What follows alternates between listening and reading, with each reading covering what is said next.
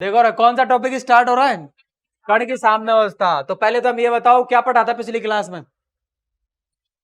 संवेग संरक्षण का सिद्धांत। तो क्या होगा इसके अंदर? P1 vector plus P2 vector plus P3 vector, ये किसके बराबर आता था? क्या किया था हमने? देखो यहां से सिद्ध किया था सिग्मा एफ की वैल्यू किसके बराबर आएगी? 0 के बराबर आएगी। ये 0 के बराबर कब आएगी? जब हम इस समीकरण का समय के साथ क्या कर देंगे? अवकलन। आपको सबको पता है dp अपॉन dt कौन होता है? बल।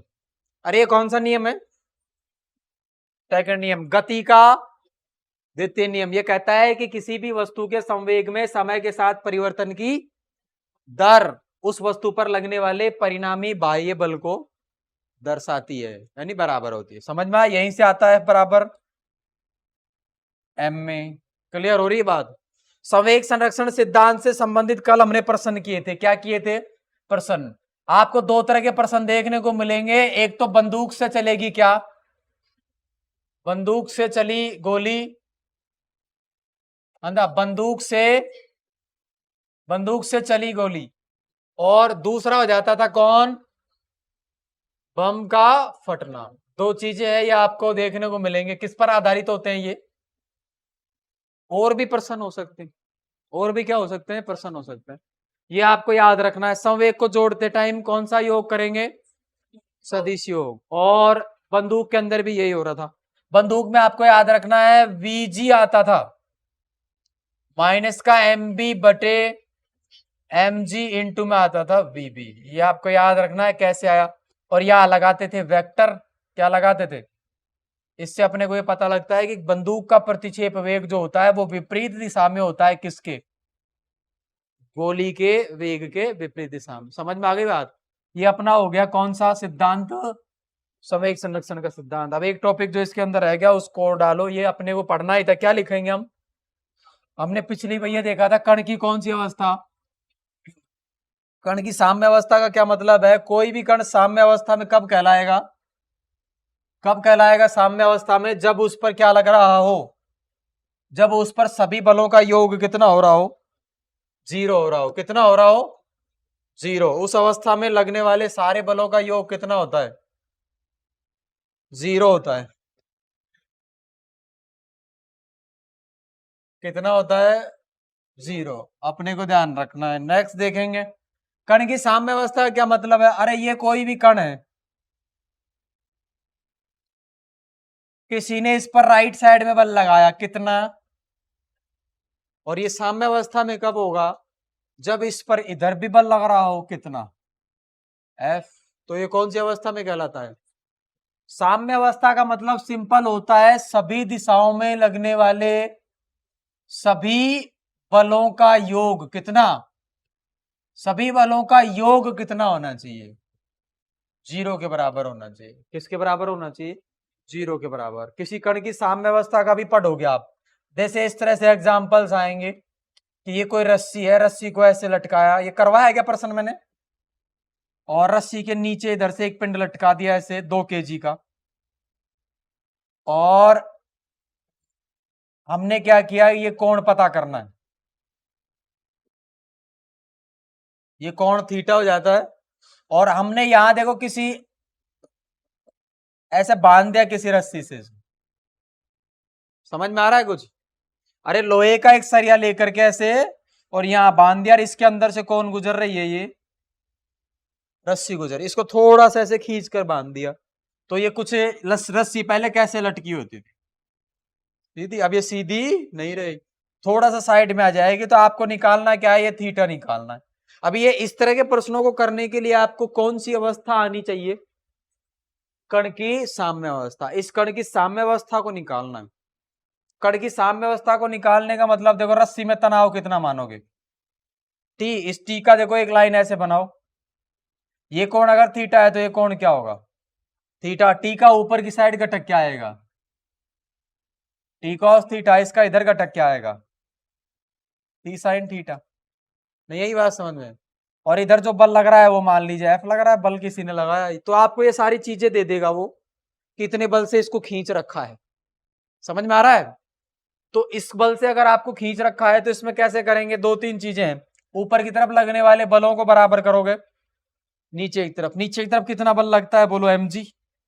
इस पिंड का द्रव्यमान कितना है, तो नीचे की तरफ बल कितना लगेगा mg। नीचे की तरफ लगने वाले बल बराबर ऊपर की तरफ बनने वाला, लेफ्ट साइड लगने वाला बल बराबर राइट साइड लगने वाला बल। इस तरह से करेंगे इसको। तो ये कर क्या रहे हैं, कण की साम्यावस्था। ये क्या काम आएगी, इस तरह के प्रश्नों को करने काम आएगी। जो पिंड स्थिर अवस्था में है यानी साम्य अवस्था में है, कौन सी अवस्था में है, साम्य अवस्था में। साम्य अवस्था का मतलब बलों का योग 0 होता है, इसका मतलब सिर्फ इतना सा है।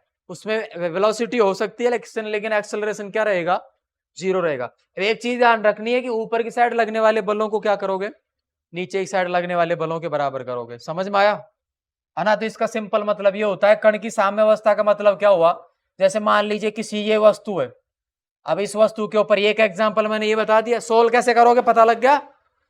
टी कॉस थीटा को किसके बराबर करोगे, mg के बराबर। क्लियर हो गई बात। इधर जो f लग रहा है इसको किसके बराबर करोगे, टी साइन थीटा। ये समीकरण आ जाते हैं, फिर आप इसको सोल्व कर सकते हो। और थीटा निकालना हो थीटा निकाल लो, टेंशन निकालनी हो टेंशन निकाल लो, और ये f निकालना हो, आप में से 2-3 वैल्यू दे देगा, कोई एक पूछ लेगा। समझ में आया है। ये एक और देखो, अगर मान लो आप ये कहना चाह रहे हो कि ये वस्तु पर कोई बल लग रहा है f, और ये 36 से कितने डिग्री कोण पर लगाया है किसी ने, थीटा कोण पर। इस बल के घटक निकालो इधर और इधर। ये कौन बताओ, और ये कौन है, बल है खुद, है कि नहीं। अरे यहां से शिफ्ट कर दिया मैंने नीचे, और ये लाइन सीधी पास कर दी, तो बोलिए कौन, अगर थीटा है तो कितना हो जाएगा। इस एफ का इस साइड घटक बताओ, इफ एफ का इस साइड घटक बताइए कितना आएगा। ये कितना आएगा इधर घटक, तो मेरे को घटक निकालना इस एफ का, इधर घटक आ जाएगा एफ कॉस थीटा। और हम मान लेते हैं कि वस्तु का द्रव्यमान कितना है एम, तो इस पर नीचे कितना बल लगेगा, ये नॉर्मल रिएक्शन कितना लगाएगा एन। कुछ समझ में आ रहा है। और ये अगर एफ है तो ये नीचे की तरफ लगेगा, देखो बल।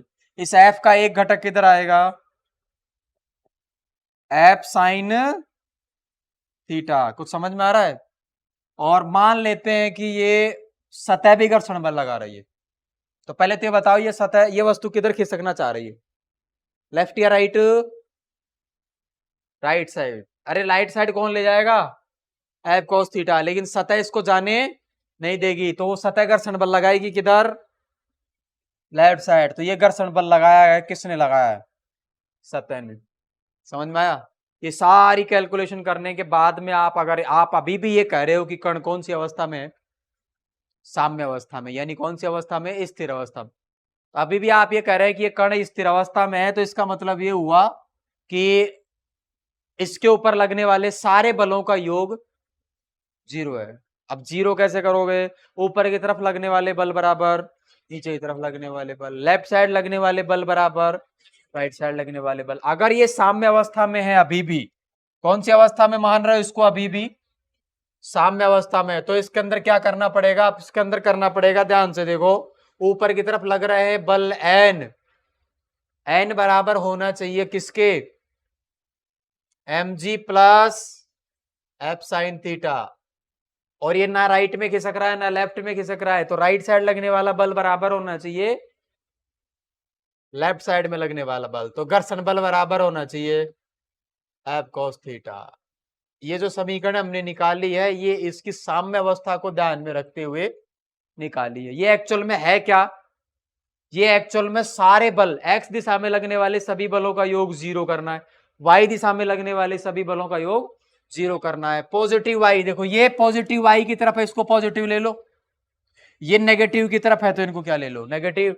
तो आप इनको ऐसा नहीं लिख सकते कि इनको नहीं लिख सकते, देखो N minus mg minus F sine theta, ये बराबर क्या आया। तो इसका सिंपल मतलब ये है, एन कौन है, y दिशा में लगने वाला बल, तो मैंने कह दिया Fy1, y दिशा में लगने वाला कोई पहला बल।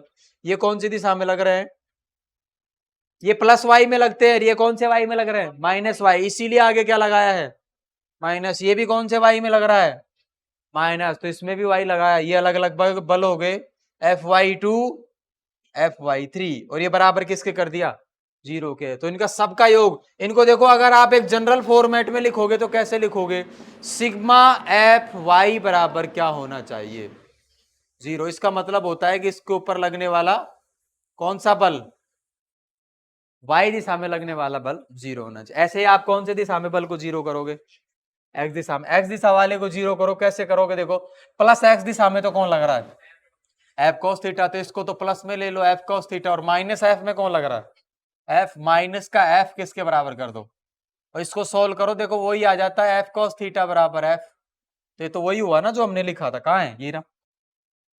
इसका मतलब क्या है, राइट साइड लगने वाला बल बराबर लेफ्ट साइड लगने वाला बल, तो ये हो गई कण की क्या, साम्य अवस्था। अभी डिटेल में लिखेंगे, 2-4 लाइनें लिखवाऊंगा मैं, है ना। इसमें लिखते क्या है, इसमें लिखते यही है कि कण के ऊपर कौन सी अवस्थाओं में लगने वाला बल बराबर होना चाहिए। साम्य अवस्था का मतलब है कि सिग्मा एफ वाई बराबर क्या होना चाहिए, जीरो, और सिग्मा एफ एफ एक्स बराबर जीरो, और एफ वाई बराबर क्या होना चाहिए, जीरो। यही है साम्य अवस्था की शर्त। और इसमें दोनों आ गए, प्लस एक्स भी आ गया, माइनस एक्स, इसमें भी प्लस वाई माइनस वाई, समझ में आया। और भी कंडीशन होती है घूर्णन वाली, बलाघूर्ण वाली, लेकिन वो आगे पढ़ेंगे आप। समझ में आ रही कि नहीं आ रही बात। अब मेरा प्रश्न आपसे ये है कि घर्षण पढ़ लिया सबने, अरे घर्षण पढ़ लिया, इसको अभी लिखवाएंगे डिटेल में। समझ में आया कि साम्य अवस्था का क्या मतलब है। अब आप सबसे पहले ये बताओ कि किसी वस्तु को धक्का देने में, धकेलने में और खींचने में क्या अंतर है, धकेलने एवं खींचने में क्या अंतर है, अंतर बताओ पहले तो, और फिर मेरे को बताओ कौन आसान है। धकेलने एवं खींचने में आसान कौन है, सिंपल प्रश्न।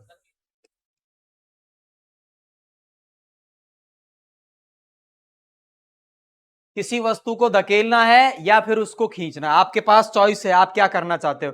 मेरा तो सिंपल प्रश्न है, रेलवे प्लेटफॉर्म के ऊपर ये एक बक्सा रखा हुआ है, आपने देखा है फौजी छुट्टी आते हैं बक्सा लाते हैं बड़ा सा, तो वो बक्सा फौजी आ गया है, अब उसको पता हो, पढ़ा लिखा हो, तो वो या तो धकेलेगा या क्या करेगा, खींचेगा। लेकिन दोनों में से एक काम करेगा, अगर थोड़ी सी फिजिक्स पढ़ी होगी तो।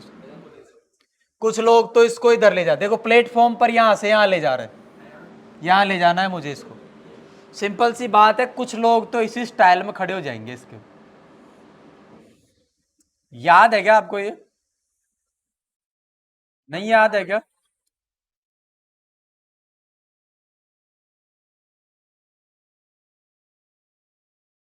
समझ में आया कुछ, ये धकेलने का प्रयास कर रहा है कि खींचने का प्रयास कर रहा है रे, धकेलने का। एक महाशय ने रस्सी बांधी और ऐसे ही,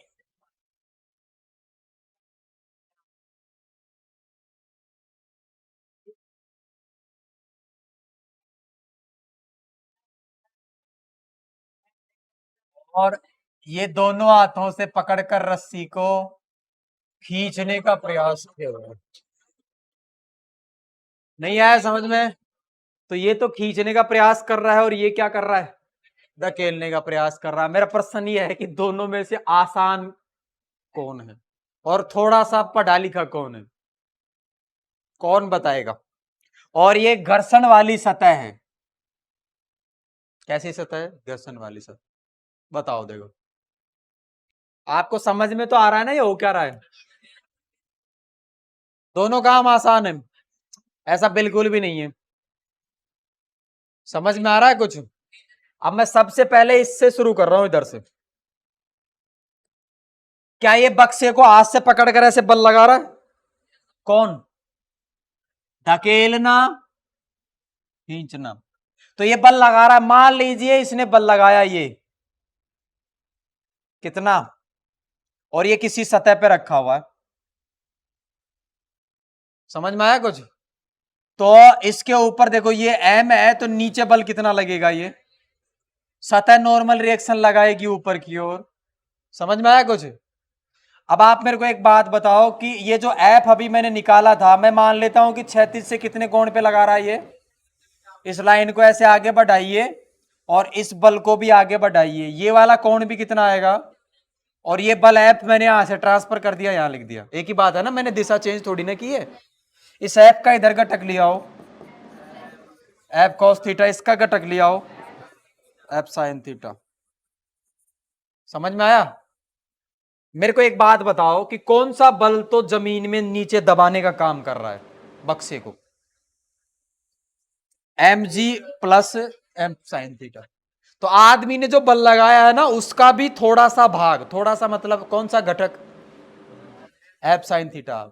उसने बल कितना लगाया है वास्तव में, एफ। उस एफ में से एफ साइन थीटा जमीन की तरफ दबाने का काम कर रहा है, किसको, बक्से को। और उसमें से सिर्फ एफ कोस थीटा ही है जो बक्से को आगे खिसकाने का काम कर रहा है। समझ में आया कुछ? इस घटक की वजह से, कौन से घटक की वजह से, एफ साइन थीटा की वजह से नॉर्मल रिएक्शन बढ़ गया। ध्यान से देखो, अब नॉर्मल रिएक्शन क्या आएगा, ऊपर की तरफ लगने वाला बल बराबर नीचे की तरफ लगने वाला बल। नहीं आया समझ में? तो अब नॉर्मल रिएक्शन क्या आएगा, देखो M G plus F sine theta. अरे नहीं आया समझ में? क्योंकि ना तो ये जमीन में जा रहा है, ना ये जमीन से ऊपर जा रहा है, तो नीचे की तरफ लगने वाला बल बराबर रहेगा ऊपर की तरफ लगने वाला बल। समझ में आया? तो ऊपर की तरफ तो कौन लगता है, नॉर्मल रिएक्शन, और नीचे की तरफ कौन लग रहा है, M G plus F sine theta. तो मैंने एम को बराबर कर दिया एफ साइन थीटा। और अब ये बल किस तरह ले जाने की कोशिश कर रहा है इसको, राइट साइड में, तो रोकने का काम कौन करेगा, एफ। एफ कौन है, घर्षण बल निकालना चाहता हूं मैं। घर्षण बल का फॉर्मूला होता है म्यू एस इंटू एन। नहीं आया समझ में? अब घर्षण बल लगेगा, देखो यहां पर म्यू एस इंटू एन की जगह देखो M G plus F sine theta. कुछ समझ में आया? तो ये घर्षण बल का मान, जितना ज्यादा सतह घर्षण बल लगाएगी उतना ही इस वस्तु को धकेलना या खिसकाना क्या हो जाएगा, मुश्किल हो जाएगा। अरे आसान हो जाएगा, वेरी गुड। घर्षण बल बढ़ेगा तो इसको खिसकाना या धकेलना मुश्किल हो जाएगा, घर्षण बल कम होगा तो धकेलना या खिसकाना आसान हो जाएगा। समझ में आ रही बात? तो मैं यही करके दिखा रहा हूं आपको। ये कौन सी कंडीशन में घर्षण बल निकाला है, धकेलने में है कि खींचने में? अब मैं घर्षण बल निकाल कर दिखा रहा हूं आपको, कौन सी स्थिति में, खींचने में। आप उसको देखना, आप डायग्राम को। धकेलने के लिए तो हो गया, मैं खींचने के लिए घर्षण बल निकाल रहा हूं। इस वस्तु को खींचने का प्रयास किया जा रहा है, कोई ऐसे खींच रहा है इसको, रस्सी बांध कर ऐसे खींचता है। अरे जमीन के ऊपर बक्सा रखा हुआ, हाथ में पकड़ गए तो खींचते हो ऐसे, तो रस्सी जमीन के समानांतर होती है क्या, या ऊपर ऐसे उठती है थोड़ी? तो ये उठी हुई रस्सी जा रही है ऊपर की ओर। मैं ये मान लेता हूं कि 36 से कितने डिग्री कोण पे बल लगा दिया, थीटा। इस एफ का इधर घटक लिया हो एफ कॉस थीटा, इसका ऊपर की तरफ घटक लिया हो एफ साइन थीटा। जबकि सतह एक बल लगाएगी नॉर्मल रिएक्शन की दर ऊपर की ओर। अरे सतह हमेशा कौन सा बल लगाएगी, नॉर्मल रिएक्शन। और पृथ्वी नीचे की ओर बल लगाएगी एम जी। अब ना तो ये अंदर जाएगी ना ये ऊपर जाएगी वस्तु, तो ऊपर की तरफ लगने वाले बल बराबर, ऊपर की तरफ तो दो बल लग रहे हैं, तो दोनों का योग करो और नीचे वाली बल के क्या कर दो, बराबर कर दो। तो मैं क्या कर रहा हूं, ऊपर वाले बलों का योग कर रहा हूं। क्या लिखूं, F sine theta, F sine theta plus में क्या लिखेंगे, एन, और इसको किसके बराबर पुट करने की कोशिश करेंगे, एम जी के बराबर। यहां से मैं क्या निकाल दूंगा, एन बराबर आ जाएगा M G minus F sine theta. क्या आ जाएगा ये, M G minus F sine theta. कुछ समझ में आ रहा है? तो ये आ जाएगा मेरे पास में, क्या आ जाएगा, एन बराबर आ गया मेरे पास M G minus F sine theta. और आप मेरे को घर्षण बल बताओ। अच्छा ये एफ कॉस थीटा तो क्या करना चाह रहा है, खिसकाना चाह रहा है। पीछे वाले में देखो कौन खिसकाना चाह रहा है, एफ कॉस थीटा। समझ में आया? यहां भी एफ कॉस थीटा ही खिसकाना चाह रहा है, और यहां भी एफ कॉस थीटा ही खिसकाना चाह रहा है। लेकिन यहां ध्यान से देखिए, यहां जो एफ साइन थीटा है वो किधर है, नीचे। लेकिन इसमें जो एफ साइन थीटा है वो किधर है, ऊपर की ओर। इसका फायदा क्या हुआ, नॉर्मल रिएक्शन बोलो पहले ज्यादा था, कब, पहले ज्यादा था, पहले ये दोनों जुड़ रहे थे। नहीं आया समझ में? पहले ये दोनों जुड़ रहे थे, तो जुड़ने की वजह से नॉर्मल रिएक्शन बढ़ गया था। अब नॉर्मल रिएक्शन क्या हो गया, तो मैं क्या लिखूंगा, मैं लिखूंगा, देखो ये किसके लिए है, धकेलने या खींचने के लिए, तो ये है खींचने के लिए, और खींचने का मतलब होता है पुल या पुश, पुल। तो एन पुल जो होता है, एन पुल जो होता है वो क्या होता है, कम होता है, क्या करने के लिए, पुश वाली कंडीशन के लिए। ये समझ में आया आपको। अरे एन वा जो पुश वाला जो एन है वो कितना होता है, देखो उसमें क्या आता है भाई, प्लस आता है इसमें। ये तो किसके लिए है, पुश का, सॉरी ये पुश के लिए, पुश का मतलब धकेलना और पुल का मतलब खींचना, तो ये तो पुश के लिए है। तो पुश करने के लिए नॉर्मल रिएक्शन ज्यादा और पुल करने के लिए नॉर्मल रिएक्शन कम। नॉर्मल रिएक्शन ज्यादा हो गया तो ध्यान से देखो, घर्षण बल, इसको दोनों तरफ म्यू एस से मल्टीप्लाई कर दो, कर दे, तो ये घर्षण बल हो गया कौन सी कंडीशन में, पुल के अंदर। तो P यानी पुल करने के लिए जो घर्षण बल होगा वो कम होगा किसकी तुलना में, पुश करने के अंदर। तो बताओ घर्षण बल कौन सी स्थिति में ज्यादा लगा, पुश की कंडीशन में। तो पुश करना मुश्किल है और पुल करना आसान है, क्योंकि पुल करते टाइम जो होता है कौन ज्यादा होता है, सॉरी पुल करते टाइम नॉर्मल रिएक्शन कम होता है, इसलिए घर्षण बल कम होता है। और जब जमीन घर्षण बल ही कम लगा रही है तो उस वस्तु की स्थिति को बदलना आसान होता है। समझ में आया, ऐसा क्यों हो गया, ये कम ज्यादा क्यों हो रहे हैं, क्योंकि धकेलने से जो आदमी बल लगाता है ना, उसका एक घटक किधर लगने लग जाता है, नीचे की ओर, जिसकी वजह से कौन सा रिएक्शन बढ़ जाता है, नॉर्मल रिएक्शन। नॉर्मल रिएक्शन बढ़ने से घर्षण बल बढ़ जाता है। ये समझ में आया रीजन। अब अपने को दोनों को डिटेल में करना है, एक एक को।